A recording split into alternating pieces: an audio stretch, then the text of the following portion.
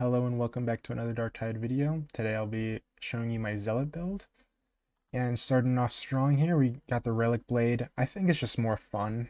You could use like the dueling sword or the knife or really anything, but I just really like the relic blade.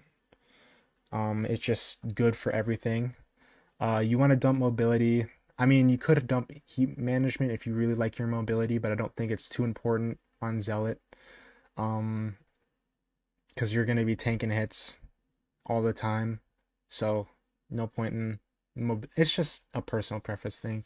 And for perks, I chose Carapace and Unyielding to help with those Ogren enemies. Um, I choose Overload because it's kind of like glitched out. Maybe it's intended where it dissipates faster after the overload, like faster than usual. It's hard to explain, but after it blows up and staggers enemies, it'll act as if it's going down naturally. Um, and Wrath because you need cleave on when you're doing damnation or auric and or havoc because of those modifiers. But you could switch it out for the one blessing that gives you more damage when you hit multiple enemies, but I think Wrath is more useful.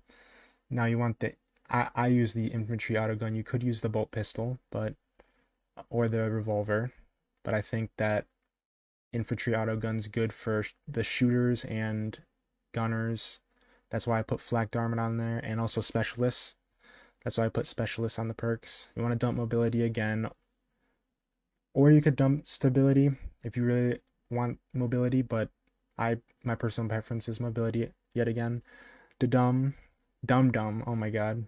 Uh because it just gives you more damage, you know. And fire frenzy because more damage just makes killing things a lot faster. Now I am doing a martyrdom build, so I'd put on all wounds and then block efficiency because that's useful, combat ability regen, and toughness because toughness is always important. Now for talents, however, I go all the way down here, down the right side, and get second wind because you just get you get 15% toughness on a successful dodge. That's like you're always dodging. So there's just toughness coming in. And 15% is not a low amount. It's a good amount. Um also you also get this one, Blood Redemption, gives you more toughness. It basically doubles your toughness after you get a kill, which is always helpful. I choose Purge the Unclean. That really helps with bosses because you will be dealing with bosses in Havoc. So, and also Anointed in Blood is helpful because you get more damage on your ranged attacks. Now I go down the left here because I want to get Bleed for the Emperor.